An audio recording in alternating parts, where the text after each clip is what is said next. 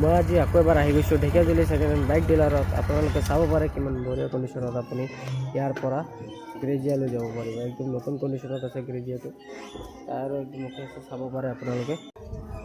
এইখন কণ্ডিশ্যন একদম অ'কে আছে,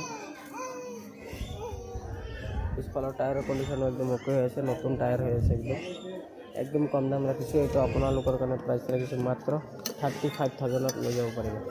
2019 লাষ্টৰ মডেল, লগতে আপোনালোকে ইঞ্চুৰেঞ্চ পলিউশ্যন পাই যাব, ট্ৰান্সফাৰো আমি কৰি দিম।